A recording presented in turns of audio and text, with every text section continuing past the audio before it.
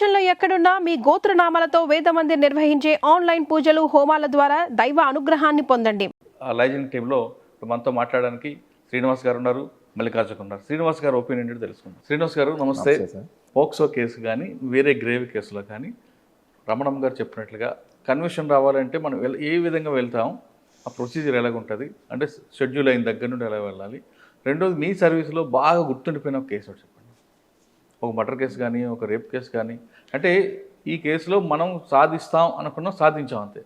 ఎప్పుడు ఎక్కడైనా సరే ఒక నేరం జరిగిన తర్వాత శిక్ష పడితేనే భయం ఉంటుంది, లేదంటే భయం ఉండదు. ఇప్పుడు మనం ఆ కేసులో తప్పించుకున్నాడంటే నిందితుడికి అదొక ధైర్యం వస్తుంది, అది చూసిన వాళ్ళకి మరింత ధైర్యం వస్తుంది. కాబట్టి ప్రతి పోలీస్ ఆఫీసర్ ఏమనుకుంటారంటే మనం మర్డర్ కేసులో కానీ ఏ కేసులో చేశాడంటే వాడికి శిక్ష పడాలి అనే కోణంలో దర్యాప్తు. ఆ విధంగా మీకు బాగా గుర్తుండిపోయిన కేసు చెప్పండి. ఈ ప్రొసీజర్ ముందు చెప్పండి. ప్రొసీజర్ అయితే ఛార్జ్షీటు కన్సల్ట్ ఎస్హెచ్ఓ గారు పంపిస్తారండి. స్టార్టింగ్ ఇనీషియల్గా మన ఎస్పీ సార్ పెట్టిన తర్వాత, ఈ సిఎంసి పెట్టిన తర్వాత first of all CMC court monitoring cell June 1 sir join అయిన తర్వాత పెట్టారండి. ఎంతవరకు అది లేదు, అంతకుముందు లైజన్ అని చెప్పేసి అని ఉండేవారు. స్టేషన్ నుంచి ఒక్కొక్కరు వచ్చేవారు, ఈ రోజు వచ్చినవాడు రేపు వచ్చేవాడు కాదు, రేపు వచ్చేవాడు ఎల్లుండి వచ్చేవాడు కాదు, అదే పనిష్మెంట్ అనుకుంటారు కదా. ఎగ్జాక్ట్లీ. దూరం నుంచి వచ్చిన వాళ్ళు నాకు ఎందుకు రా అని చెప్పించుకొని మళ్ళీ మారిపోయింది. ఈ రోజు వచ్చిన అదే రేపు సమ్మన్ లేరా అంటే చెప్పేవారు. అలా ఉండేదండి. సార్ వచ్చిన తర్వాత ఇది కరెక్ట్ కాదని చెప్పేసి అని ఎస్పీ సార్ ఈ కోర్ట్ మానిటరింగ్ సెల్ అని పెట్టి ప్రతి కోర్టుకి ఒక్కొక్క హెడ్ కానిస్టేబుల్ ఏఎస్ఏ అలాగా పరిస్థితిని బట్టి ఆ కోర్టుని బట్టి పెట్టారండి. అలాగా మనకి 15 కోర్టులు ఉన్నాయి. 15 కోర్టులకు కూడా 15 కానిస్టేబుల్స్ని హెడ్ కానిస్టేబుల్ ఆర్ ఏఎస్ఎల్ని పెట్టారండి.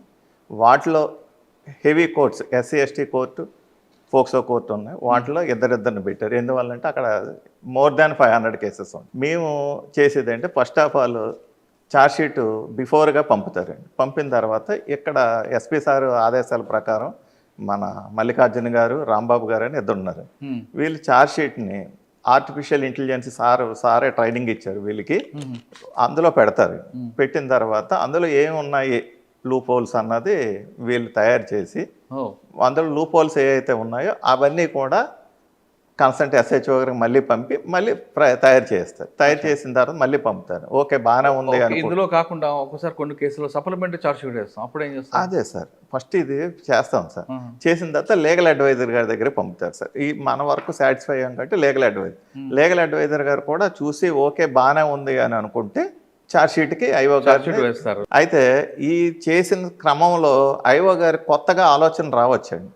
ఇందులో మనం పలానాది మర్చిపోయామే అన్న ఆలోచన వచ్చినప్పుడు మళ్ళీ కోర్టు అనుమతితో సప్లిమెంటరీ ఛార్జ్షీట్ ఫైల్ చేయొచ్చు. ఓకే, ఇది కాకుండా ఫస్ట్ ఛార్జ్షీట్ వేయడంలో డిలే అయింది అనుకోండి, మనకి ఎవిడెన్స్ రావడంలో కానీ మెటీరియల్ దీంట్లో కానీ ఎఫ్ఎస్ఎల్ రిపోర్ట్ కానీ ఛార్జ్షీట్ ఇన్ టైంలో వేయకపోతే వాడికి బెయిల్ వస్తుంది. అవును సార్. కాబట్టి ఆ ఇన్ టైంలో వేసే తొందరలో కొన్ని తప్పులు చేస్తుంటారు. ఇవాళ అవన్నీ మీరు ఐడెంటిఫై చేస్తారు. ఐడెంటిఫై చేసి అదే కదా సార్, ఐడెంటిఫై చేసి ఛార్జ్షీట్ వేసే ముందే వీళ్ళ దగ్గర పంపుతారు. ఎస్పీ సార్ ఆదేశాల ప్రకారం వీళ్ళ దగ్గర పంపుతాం సార్. వీళ్ళు అది ఐడెంటిఫై చేస్తారు సార్. చేసిన తర్వాత లీగల్ అడ్వైజర్ అక్కడి నుంచి మళ్ళీ మా కోర్టుకు వస్తారు సార్. కోర్టులో ఫైల్ చేసే ముందు ఎవరైతే ఆ కన్సర్న్ కోర్టు లైజన్ ఉన్నారో వాళ్ళు మళ్ళీ ఒకసారి వెరిఫై చేస్తారు సార్. యాజ్ ఫర్ ఛార్జ్షీట్ అన్నీ వచ్చాయా లేదా, మెడికల్ ఎవిడెన్స్ వచ్చిందా లేదా, డాక్యుమెంటరీ ఎవిడెన్స్ వచ్చిందా లేదా, ప్రాపర్టీ వచ్చిందా లేదా అన్నదాన్ని వెరిఫై చేస్తారు. చేసిన తర్వాత ఓకే అనుకున్న తర్వాత ఛార్జ్షీట్ ఫైల్ చేస్తాం సార్. అలాగే తమరు అన్నట్లు ఇందరినీ దాటిపోయిన తర్వాత కూడా కొన్ని మర్చిపోయి ఉండొచ్చు, ఐఓ గారు మర్చిపోయి ఉండొచ్చు, మేము మర్చిపోయి, అలాంటి సప్లిమెంటరీ ఛార్జ్షీట్ వేస్తారు. సప్లిమెంటరీ ఛార్జ్షీట్కి వేసే ముందు జే గారి పర్మిషన్ తీసుకొని వేస్తారు సార్. అప్పుడు ఆ 2 క్లబ్ చేస్తారు సార్. ఆ సప్లిమెంటరీ ఛార్జ్షీట్లో కూడా మళ్ళీ ఎస్పీ గారి ఆదేశాల ప్రకారం మా సిఏ గారు, ఇన్స్పెక్టర్ గారు ఉంటారు సార్, సుబ్బారావు గారు అని, సిఎంసికి ఇమీడియట్లీ ఆఫీసర్, ఆ సార్ చూస్తారు. చూసిన తర్వాత మళ్ళీ ప్రొసీజర్ చేసి పంపుతారు సార్. ఇదంతా మీరు వేస్తారు, ఛార్జ్షీట్ వేస్తారు, వాళ్ళు తీసుకొస్తారు, క్రాస్ ఎగ్జాము అవన్నీ అవుతుంటాయి. అయిన తర్వాత కన్విక్షన్ వస్తుంది. ఒక్కోసారి దాన్ని ఇందాక మనం మాట్లాడినట్లుగా బోత్ పార్టీ కాంప్రమైజ్ అయితే మనం ఏం చేయలేం. కానీ ఈ ప్రొసీజర్ ప్రకారం వెళ్ళిన తర్వాత మీ సర్వీస్లో కన్విక్షన్ వచ్చిన కేసు ఒకటి చెప్పండి. ఇంత చేసిన తర్వాత కూడా అక్విడల్ అయిపోయిన కేసు ఉంటాయి, అంటే reason lapse of investigation. Okay, ఈ 2019లో సెన్సేషనల్ రేప్ అండ్ మర్డర్ జరిగింది. 47/19/2019 తడికిలపూడి పోలీస్ స్టేషన్ సార్. ఇది అతను A1 చాలా నేరాలు చేశాడు. ఇది కూడా రేప్ జరిగి మర్డర్ జరిగిందన్నది విషయం మనకు ఫిజికల్గా తెలిసింది, కానీ ఎవరు చేశారు ఏంటి అన్నది ఎవరికీ తెలియదు. దాని మీద అప్పుడు చింతలపూడి ఇన్స్పెక్టర్ గారు యూజే విల్సన్ గారు ప్రజెంట్ భీమడోలు చేస్తున్నారు. ఆ సారు ఎస్పీ సార్ తోటి టైఅప్ అయ్యి సెల్ టవర్ యొక్క ఇది చూసుకొని ఆ టైంలో విక్టిమ్ డిసీజ్డ్ యొక్క ఫోను తీసుకొని ముద్దా వెళ్ళిపోయాడు. అతను సిమ్ వేసుకున్నాడు. ఆ విధంగా టెక్నికల్ ఎవిడెన్స్ తోటి దాన్ని గ్యాదర్ చేసి సాక్షులు విచారించి జైల్లో ఉండగానే ఛార్జ్షీట్ ఫైల్ చేశారు సార్. అందులో విక్టిమ్ ఇద్దరు ఫ్రెండ్స్ ఒక దగ్గరికి వెళ్ళారు సార్, కొండపల్లి గృహాలని తడికలపూడి పోలీస్ స్టేషన్ లిమిట్స్లో. అది చూసుకున్న తర్వాత వీళ్ళు ఒక లోన్లీ ప్రదేశంలో కూర్చుంటే ముద్దాయిలు వచ్చి వాళ్ళని హిట్ చేసి ఒకటి రేప్ అండ్ మర్డర్ చేశాడు. ముగ్గురేమో రేప్ అండ్ మర్డర్ సార్. ఒక ముగ్గురేమో చుట్టూ కాపలా కాశారు, ఎవరో చూడడం వాళ్ళ రిలేషన్ అనే A1 యొక్క రిలేషన్. మొత్తం 4 ముద్దాయిలు. దీన్ని గ్యాదర్ చేసి మొత్తం ఐ విట్నెస్లు గ్యాదర్ చేసి సర్కమ్స్టెన్స్ని గ్యాదర్ చేసుకొని ఛార్జ్షీట్ ఫైల్ చేశారు. కాదు, అక్కడ అమ్మాయి తరపున అబ్బాయి ఉన్నాడు కదా, అతను కూడా హిట్ చేశారు సార్. అతను 45 డేస్ హాస్పిటల్లోనే ఉన్నాడు సార్. 18 కుట్లు పడ్డాయి సార్. అతను విట్నెస్ మనకి క్రూషియల్ అయింది. మనకు ఐ విట్నెస్ అతనే కాబట్టి క్రూషియల్ అయింది సార్. దెబ్బ కొట్టిన తర్వాత కూడా ఎలా చూశాడు అను సెమీ కాన్షియస్లో ఉన్నాడు సార్. సెమీ కాన్షియస్లో ఉంటాడు, వాళ్ళ ఐడెంటిఫికేషన్ కూడా చేశాడు. ఇతను 45 డేస్ హాస్పిటల్లో ఉన్న తర్వాత రిలీజ్ అయ్యాడు. వాళ్ళందరినీ ఎగ్జామ్ చేసి ఛార్జ్షీట్ ఫైల్ చేశారు సార్. ట్రయల్ కూడా జరిగింది. ట్రయల్లో వాళ్ళకి డబల్ లైఫ్ పడ్డారు సార్. 2 సెక్షన్ 376కి లైఫ్ పడ్డది. అదేవిధంగా 302 కూడా లైఫ్ పడ్డారు సార్. సూపర్. 2 లైఫ్లు పడ్డాయి సార్. రీసెంట్గా ఎస్పీ సార్ వచ్చిన తర్వాత అది అయింది సార్. ఇందులో డిఫెన్స్ వాళ్ళు హర్డిల్ చేయడానికి కొంత ప్రయత్నం చేశారు సార్. వాళ్ళు తీసుకున్న లైన్ ఏంటండి?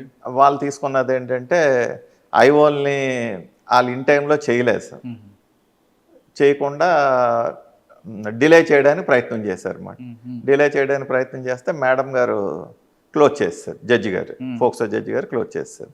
చేసిన తర్వాత వీళ్ళు మళ్ళీ రీకాల్ పిటిషన్ వేస్తే అలౌ చేయలేదండి. మీకు ఎంత టైం ఇచ్చాము, ఐఓని అంతకాలం తిప్పడం అన్నది కరెక్ట్ కదా, ఐఓకి ఉన్న టైమే తక్కువ ఉంటుంది అన్న దాని మీద వాళ్ళని పేసిన పిటిషన్ డిస్మిస్ చేస్తే హైకోర్టుకి వెళ్ళిపోయారండి. వాళ్ళకి కావాల్సిన డిలే చేయడానికే రీజన్ కావాలి, హైకోర్టుకి వెళ్ళిపోయారు. హైకోర్టులో తమకు తెలియదేమని డిలే అవుతుంటుంది. అదే విషయాన్ని మా సిఎంసి ఇన్స్పెక్టర్ గారు ఎం సుబ్బారావు గారు present women police station CA గారి ద్వారా ఎస్పీ గారికి తెలియపరిచాం సార్. ఇందులో కావాలని ఇంటెన్షన్గా చేస్తున్నారు అంటే మన ఎస్పీ సారు హైకోర్టు జీపీ గారు వీళ్ళతోటి మాట్లాడి అక్కడ స్టే వెకేట్ చేయించి ఎర్లీగా స్టే వెకేట్ చేయించి మళ్ళీ ట్రయల్కి వచ్చేలా చేస్తారు. అప్పుడు మళ్ళీ ట్రయల్ కమెన్స్ అయింది, ట్రయల్ క్లోజ్ అయింది, ప్రాసిక్యూషన్ ఎవిడెన్స్ క్లోజ్ అయింది, ఈ ఎవిడెన్స్ అంతా కంప్లీట్ అయింది. ఆర్గ్యుమెంట్ అంతా రిటర్న్ ఆర్గ్యుమెంట్స్ తయారు చేసి పంపించారు. దాని మీద కన్విక్షన్. హ్యాపీయా? హ్యాపీ సార్, హార్ట్ఫుల్గా హ్యాపీ. నేను అందులో కష్టపడ్డాం సార్, అందరూ కష్టపడ్డాం సార్. అదేవిధంగా మీరు కష్టపడిన తర్వాత కూడా అక్టివ్ అయిపోయిన కేసు చెప్పండి. మనకు అన్ఫార్చునేట్ నైబర్స్ ఎవరు సపోర్ట్ చేయట్లేదు సార్. నైబర్స్ సపోర్ట్ చేయట్లేదు. తాడేపల్లి జంగారెడ్డిగూడెం పోలీస్ స్టేషన్ పరిధిలో క్రైమ్ నెంబరు 9/22 సార్. అందులో నైబర్స్ ఎవరు సపోర్ట్ చేయలేదు సార్. డిఫెన్స్ వాళ్ళు ఎలాగా తీసుకొచ్చారంటే వాళ్ళకి ఫైనాన్షియల్ ట్రాన్సాక్షన్స్ ఉన్నాయి, కావాలని చిన్నపిల్లతోటి ఎలిగేషన్ పెట్టించారు అన్న యాంగిల్లో వాళ్ళు డిఫెన్స్ మెడికల్ సర్టిఫికేట్ ఉంటుంది కదండి. ఆ మెడికల్ సర్టిఫికేట్ ఏం రాలేదు సార్. అన్ని రాదు కదా, పైన ఇచ్చేసింది 6 టచ్ చేసి 376 ఏబి అన్నిటికీ ఇది కాబట్టి ఆ అమ్మాయి చెప్పింది, వాళ్ళ మదర్ చెప్పింది, నైబర్స్ ఎవరో చెప్పలేదు సార్. ఓన్లీ వాళ్ళ రిలేషన్ తప్పితే సపోర్ట్ చేయదు. దానికి ఈ విక్టిమ్ వాళ్ళు మదర్ కూడా మాకు ఫైనాన్షియల్ ఇవి ఉన్నాయని చెప్తే మన పీపీ గారి దగ్గర ఏ టైంలో కూడా చెప్పలేదు సార్. ఫ్రమ్ ది స్టార్టింగ్ నుంచి ఎండింగ్ వరకు ఎక్కడ కూడా చెప్పలేదు సార్. అదొక మనకు మైనస్ సార్. మనం అడిగిన వాస్తవంగా ఉంది, మనం అడిగాం సార్, కానీ ఇప్పుడు లేదు. మనం అడిగాం కానీ మనం అంటే పీపీ గారు అడిగారు కానీ చెప్పలేదు సార్. ఆవిడ మాకేమి లేవండి, మా మధ్య ఏమి లేవండి అన్నారు. అది మనకు తెలియకుండా జరిగిన ఒక డిఫాల్ట్ సార్. అయితే దాని మీద అప్పీల్ చేసాం సార్. ప్రజెంట్ ఎస్పీ సార్ సంతకం అయ్యింది, హైకోర్టుకి వెళ్ళింది సార్. హైకోర్టులో మాకు తెలిసి విక్టిమ్ని స్టేట్మెంట్ స్టాండ్ అవుతారని మా అంటే అది కూడా పోక్సోయే. POCSO sir. మర్డర్ పోక్సోలో సాధారణంగా కదమ్మా, పోక్సోలో సాధారణంగా కంప్లైంట్ బేస్ చేసుకుని కన్విక్షన్ ఇస్తారు. అదే ఉండదు సార్, అవునా? సర్కమస్టెన్స్ చూసుకునే చేస్తారు సార్. అన్ని యాంగిల్ విక్టిమ్ చెప్పినంత మాత్రాన వేయమని చెప్పేసి లేదు సార్. సాధారణ రేప్ కేసు అనగానే విక్టిమ్ చెప్పిందే చాలు కదా. కాదు సార్, సుప్రీంకోర్టు జడ్జిమెంట్స్ చాలా ఉన్నాయి సార్, సైటేషన్స్ ఉన్నాయి, దాని మీద జడ్జెస్ అన్ని చూసుకొనే చేస్తాం సార్. అసలు అందులో ఎక్విల్ వచ్చింది, ఇప్పుడు దాని మీద అప్పీల్కి వెళ్ళారు. అప్పీల్కి వెళ్ళారు సార్, ఓ, అప్పీల్కి వెళ్ళారు. అదొకటి మీకు మైనస్ ఉంది, మైనస్ సార్. కానీ అది కూడా సక్సెస్ అవ్వాలని కోరుకుంటున్నాను. అవును సార్, ఎందుకంటే మనం కష్టపడ్డాం, నైబర్స్ చెప్పలేదు, నైబర్స్ని మనం ప్రయత్నం చేసాం సార్, అయినా సరే కూడా చెప్పలేదు సార్. ఎందుకంటే వాళ్ళు మరి ఏదైనా ఆశించి చేశారా లేదా అన్నది దేవుడికి తెలియాలి సార్.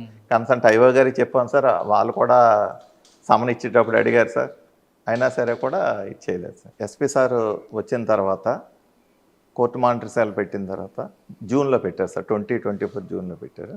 అప్పటి నుంచి లాస్ట్ ఇయర్ 24లో 10 లైఫ్ కన్విక్షన్లు పడ్డాయి సార్, 6 10 ఇయర్స్లు పడ్డాయి సార్, ఒకటి 5 ఇయర్స్ పడ్డాయి సార్. లాస్ట్ ఇయర్ 17, ఇప్పటివరకు ఎంటైర్ ఏలూరు డిస్ట్రిక్ట్లో ఎప్పుడు పడలేదు సార్.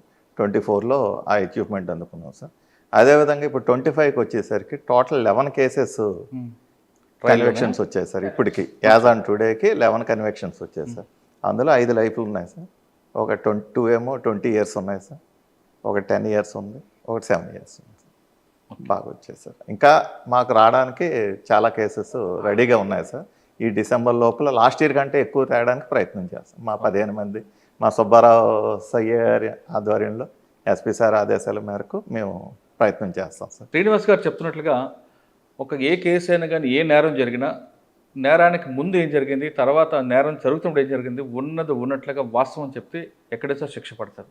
కానీ చాలామంది కొంతమంది డార్క్లో అంటే దాచుతుంటారు, ఏం కాదులే అని చెప్తే మర్చిపోయేవాడిని కానీ, లేదా కావాలని మర్చిపోయినా కొన్ని కేసులు వీగిపోతాయి. ఎగ్జాంపుల్ జంగారెడ్డిగూడ కేసులు.